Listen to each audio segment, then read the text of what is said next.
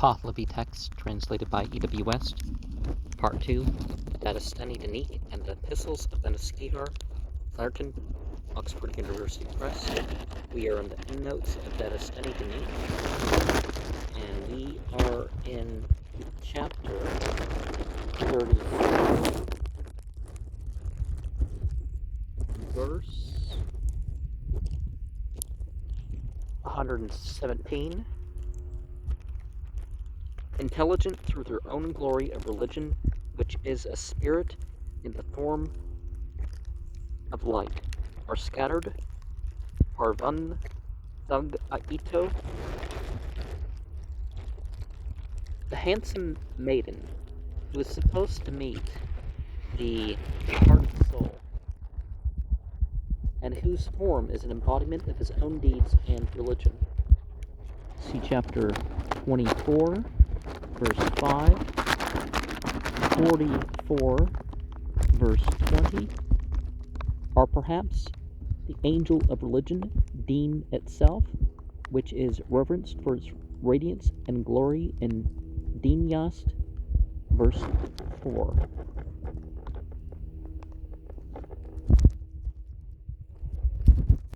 Verse 118 is even from the clay of Maush Dastar, a mythical mountain. See chapter 30, verse 2. And their moisture is from the purified water of Erekdivisur, the undefiled.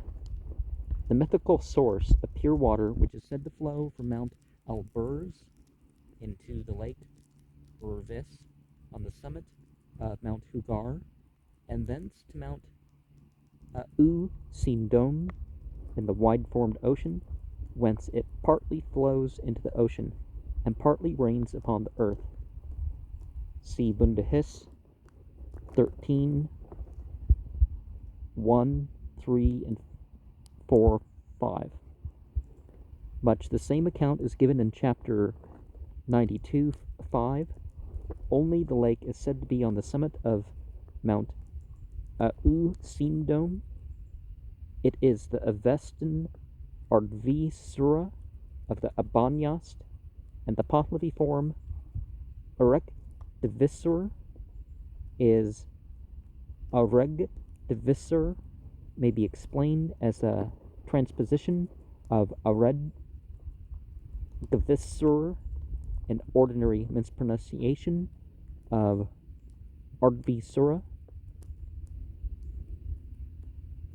Why is that ordinary? It's quite different, but modern Parsis who consider the Pahlavi K as silent or merely a soft aspirate after a vowel would pronounce Arid Visur, and thus we see why there's actually some difference in opinion about pronouncing even the Avestan. Verse 119, even from the Havayas ox, see verse 99, see verse 97 in reference to the Dahak. Verse 121, there's also no Dahak. Okay. If there's Dahak, there's fear. If there's no Dahak, there's no fear. There's no falsehood. M14 and J omit what follows as far as heterodoxy. So continuing the verse, because there's no desire of falsehood, there's no heterodoxy, because there's no false statements, there's no tardiness. Okay. And verse 123, who are present Nunak sufferers, literally attainers to endurance. Long suffering kind of doesn't sound right, because suffering is different than difficulty. So, it's just that way they spoke here in the 1800s. Verse 126, and a removal of its going forth, Frasham, The going forth of the day or the sun means its disappearance or going away, and is an Avesta phrase. The sun is supposed to be forth when it is absent, not when it appears. And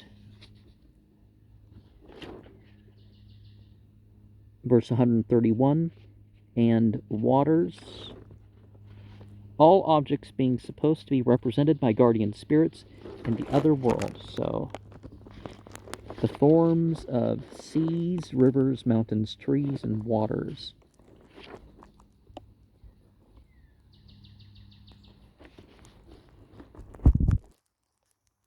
So basically, the 5 types of environment, I guess. Chapter 38, verse 1. The measure that they measure good works with being revealed.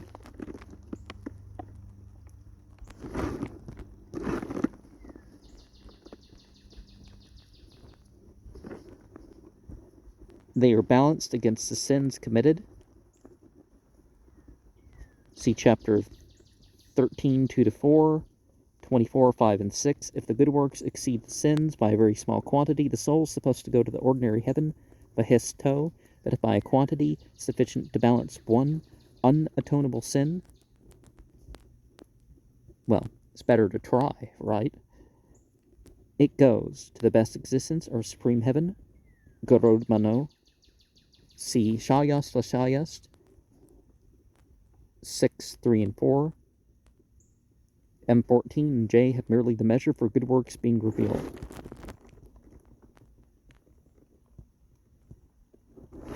Okay, we even further. Okay. Verse 2, well said and well done. 3 characteristics of good works. So is well thought, well said, and well done. Verse 3, which are his attainment of recompense from the constantly beneficial space. See chapter 26, verse 3, 31, verse 24, 37, verse 22, verse 4, even for the completion of a limit of unlimitedness. The good works, in excess of the quantity necessary for admitting the soul into the supreme heaven, cannot affect the destination of the soul, but they add to its future enjoyment. See chapter 8, verse 4, and no limit can be assigned to the quantity that can be thus absorbed. Chapter 39. What are the reason and cause of tying on the sacred thread girdle, kustiko? The kustik, the Persian kusti, consists of a string about the size of a stay lace, which is first passed twice round the waist very loosely over the sacred shirt, see chapter 40, verse 2, and tied in front with a loose double knot, right-handed and left-handed, and the long ends are then passed a third time round the waist and tied again behind with a similar double knot. This string contains 6 strands. Each consists of 12 very fine white woolen threads.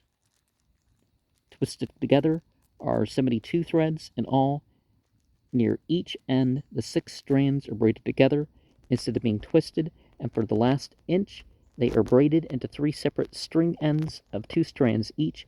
These string ends, therefore, contain 24 threads each, and 6 strands are supposed to symbolize the 6 gahanbars, or season festivals. The 12 threads in each strand symbolize the 12 months. The 24 threads in each string end symbolize the 24 kardaks, are sections of the Visparad, and the 72 threads in the whole string symbolize the 72 hiss, are chapters of the yasna. The girdle has to be retied every time the hands have been washed, which, in order to comply with the ceremonial laws, occurs many times in the day, and each time it has to be done with ceremony and a particular formula of prayer.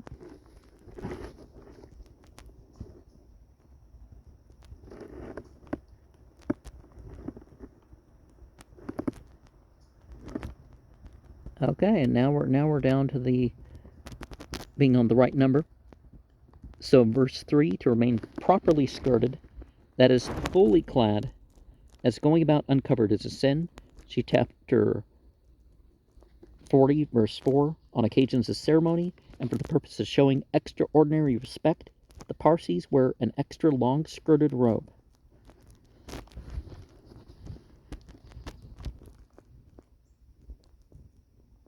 Well, it can be important to do a little extra than is necessary, because at some point,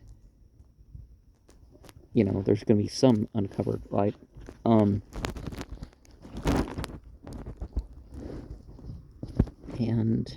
in verse 5, is lowermost in the body, salutes in his place on the ground in thought, reading Dru do ed, but the orthography is unusual, and the word therefore is uncertain. Consider the offering of homage of a man more essential for hypocrisy, shadow. The author here is adopting the most involved style of writing, which is, in the original Pahlavi, is hardly intelligible, and particularly adept to be misunderstood, but the object of the section seems to be to depreciate the Muslim practice of frequent prostrations during prayer, which are in marked contrast to the slight obeisances made by the Parsis. Now, did they let up on some of their signs of humbleness and submission and stuff as a result? And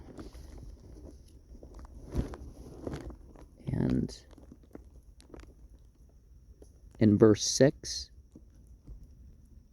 but owing to that which happens when they plant a tree in the name of a sacred being, whether Yadato means an angel or God is here uncertain. Well, it depends on your choice, right? They should meditate inwardly. Den Mino Yan. The argument is that the growth of plants is so obviously occasioned by some unseen power that it naturally leads to meditation and then to prayer. And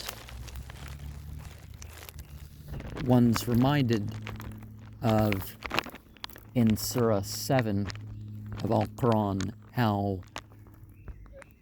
people are called towards this inward meditation.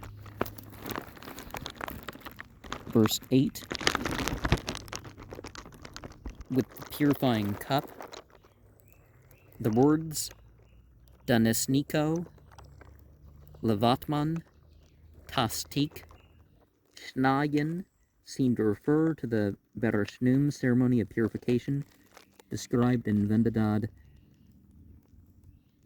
9, verse 1 to 145, which is a rite eminently characteristic of Mazda worship. Well, using the name Mazda, you know, because God by any other language is still God, right? The ultimate causal. And is beneficial when they, the servants, wear a belt upon the body as a sign of service. Reading Spanak, but it may be Sazoak, seemly. And verse 11, the barricade and rampart of the glory of religion. See chapter 37, verse 47.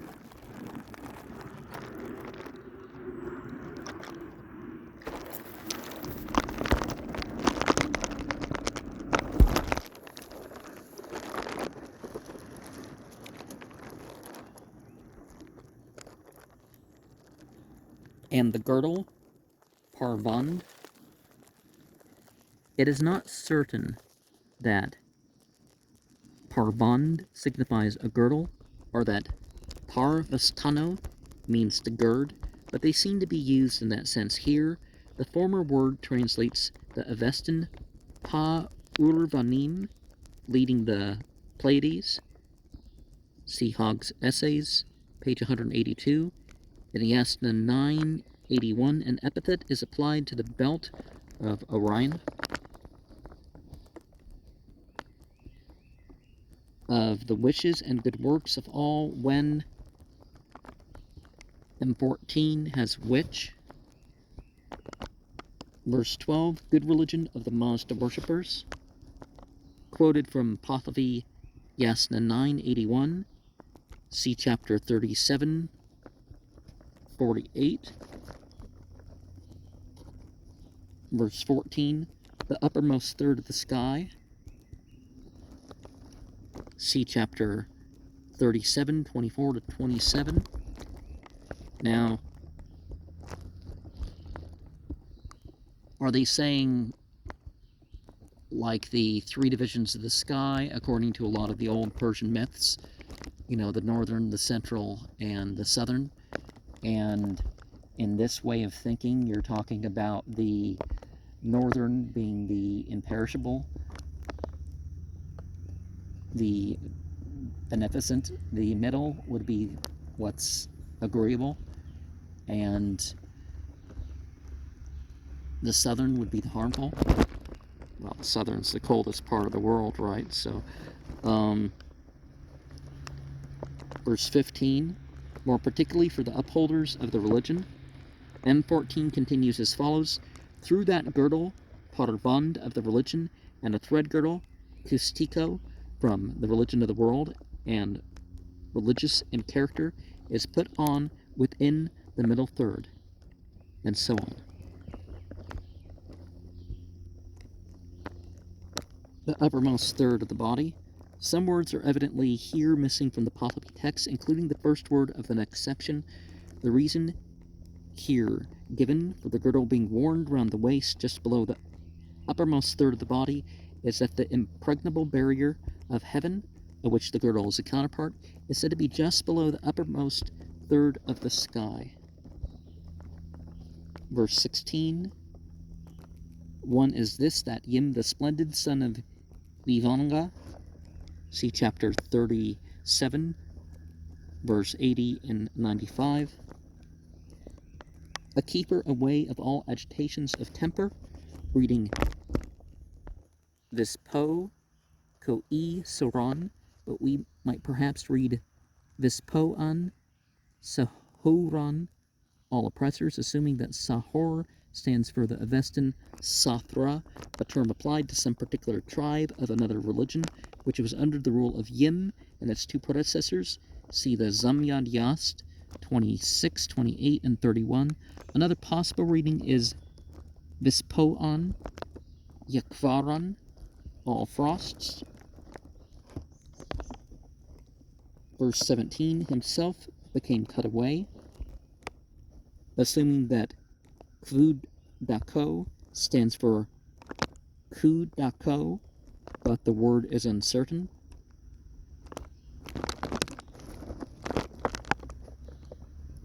From the radiant glory by that fiendishness, similar to the meaning of Azazel, or Azal, depending on which dialect, right? But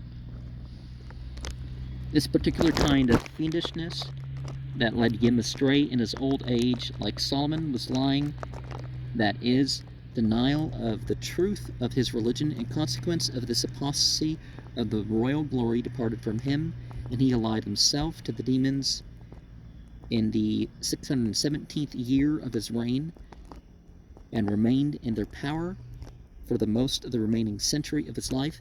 See Zamyad Yast, 31 to 38, Undahis, 18:1 and 34:4.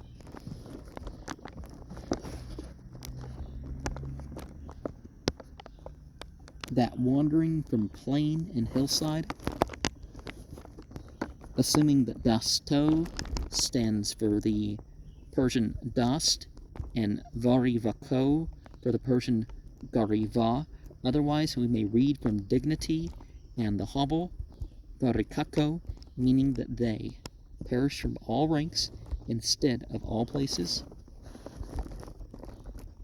And therein is explained about the portraits of the angels, the rampart of heaven. And they likewise order it, also in verse 18. His successors.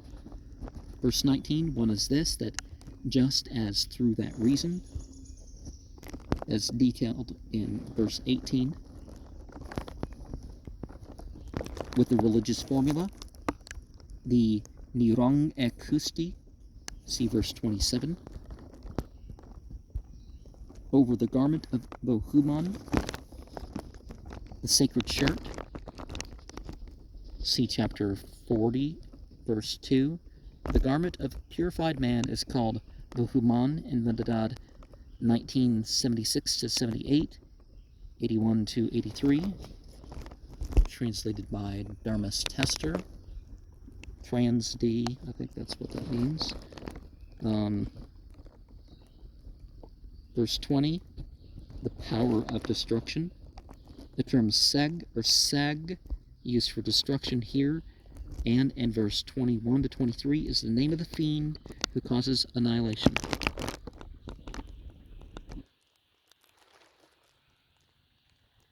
Arrived in whose law no belting and no girdling are ordered. It is possible that on Ayiv Yagani may mean no garmenting, and refer to the sacred shirt as the previous term, Avi Bandi, no belting, refers to the sacred thread girdle, whose question and reply is spoken thus. In the Pahlavi Vendadad 18:21-23 with some variation, see Hogg's Essays 376.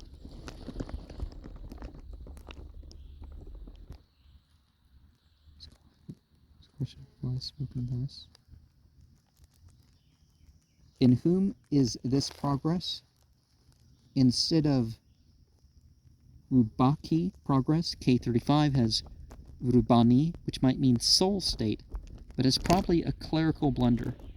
Well, that would be your progress, though. Your spiritual station, as it's called. Whoever it is who puts on a girdlet most thrice, 3 tumak in a year. In the Vendadad, it is he who does not put one on for 3 years, which makes more sense because every time you get washed or dressed, you're supposed to. It's like, and what, you're only washing up like 3 times a year. That's just kind of problematic, isn't it? On both occasions, destruction is more grievously manifest, both when ordered by them and when confirmed by Zarathustra. We're having them in the commentary, but yim in the other. So I think he just means yim. Might have. The computer may have changed it to them, which them and yim, I'm not, verse 25, and also a shutting up of life, reading avar, vadis no the first nasal in vandisen. Vandisen being often omitted, it can hardly be afran disnoi, magnificence, because the latter abstract suffix e would be ungrammatical after the former isno in a common compounded verbal noun. Some of the other words are also uncertain. Verse 26, and on its lower side, Frodi, the manuscripts have merely Rode. Verse 27, and presage are such, as stated in verse 23. It is girded on with this glorious rite. That is the Niranga Kusti, or girdle formula, that has to be performed every time the girdle is retied, which happens several times a day. It is fully detailed in the second appendix at the end of the volume, which would be posted when this is made up for public view.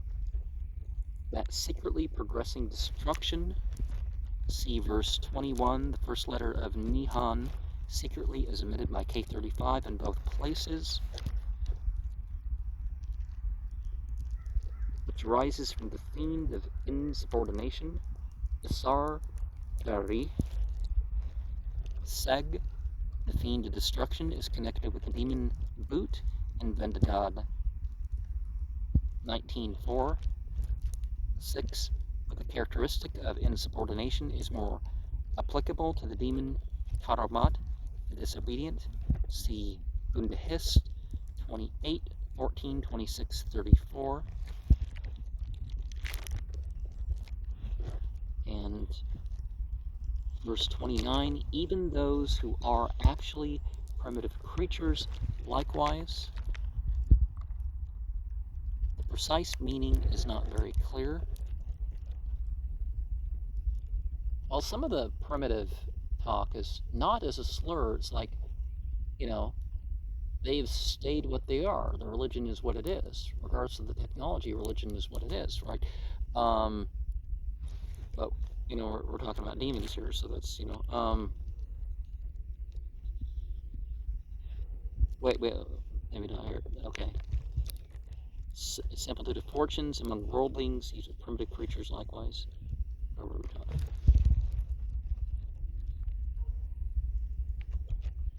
We were taking demons. Verse 30, possess the religious custom, alluding probably to the Brahmanical thread, which is worn by the higher caste of Hindus diagonally over one shoulder and below the other arm, and is so far analogous to the Parsi thread girdle that it is a religious symbol put on with a religious rite. And well, the 5 tribes is what we mean with Aryans, so that totally makes sense, right?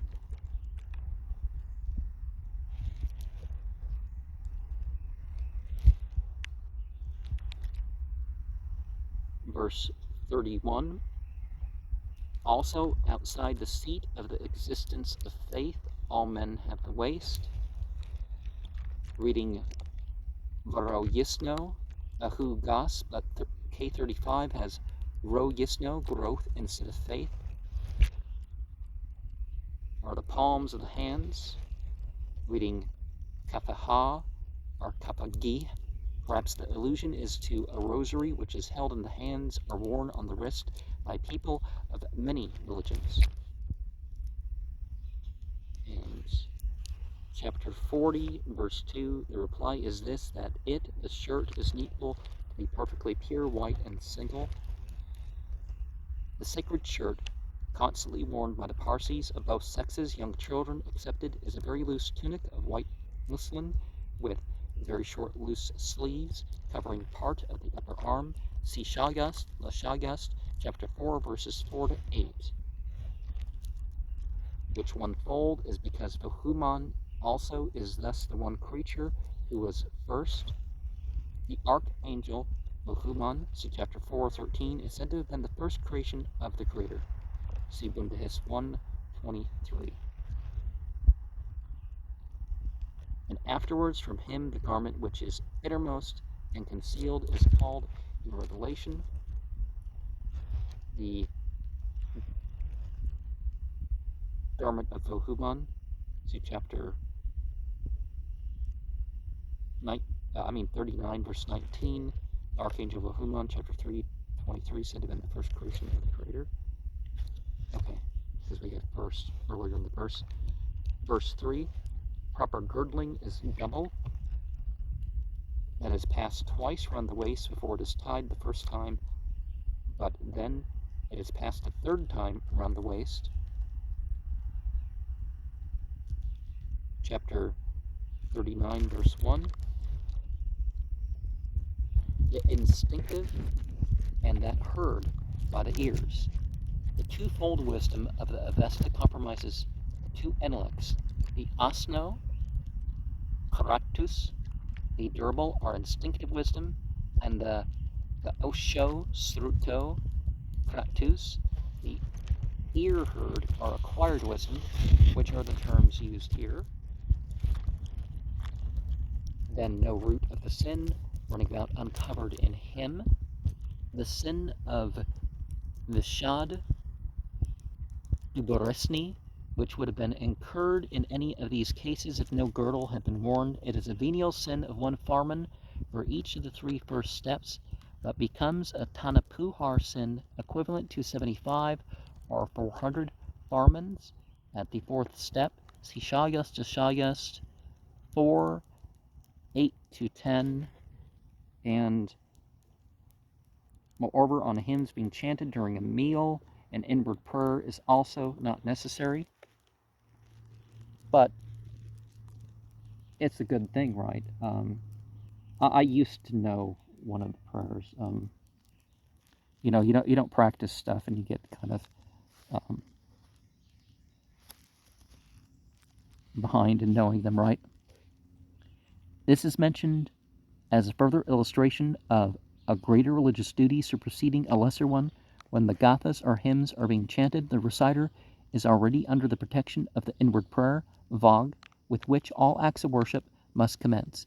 It is therefore unnecessary to take another prayer inwardly before eating. Inward prayer is a short formula which is said to be taken and retained inwardly as a protective spell by muttering its commencement before certain necessary acts. After the completion of the act, the remainder of the formula is spoken aloud, and the spell is dissipated before the person can converse. See Shayast, chapter 3, verse 6.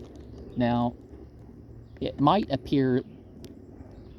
be the case that just like in the Islamic tradition, if the ritual is started, you raise your hands or you do whatever to start and do the obliged parts of that part of the ritual when you join. But you don't extend per se. You basically just drop off all the extra stuff and get yourself to the point of where you're at. But it's not just, well, I was there for some reciting, but did you do the obliged part of the rite by yourself? Did you enter the rite, or just stand there and, oh, they've recited something, right? Verse 6, the purpose of a cleansing, misna'eh, is this. The manuscripts have pem or milk instead of kim, purpose, but see verse 1, and the Pahlavi letters P and K are often much alike. Now, one of the things that we have in the previous is the assumption by the context that this is somebody that was there during the ritual. So when the eating starts, they don't have to do anything separate. Verse 7, and to their necessary recommendation, sipari. M14 has sipasi, praise, but this and several other emendations in the same manuscript are probably nothing but unsuccessful attempts to render an obscure text intelligible without taking the trouble to understand it.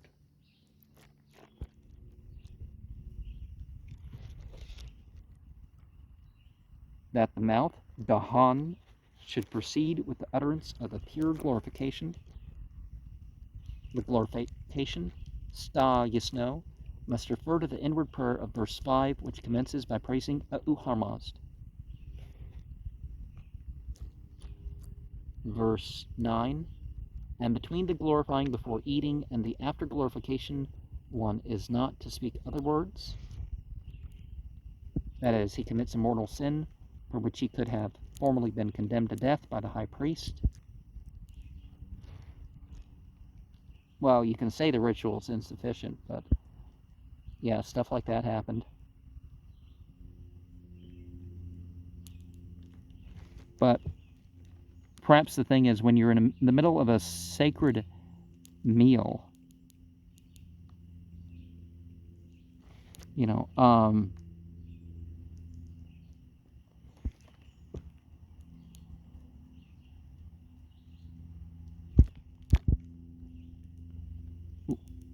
ra instead of not, instead of ra'i on account of, has to alter the passage. Which it is the custom to order before and after eating is offered by its own organ, undam.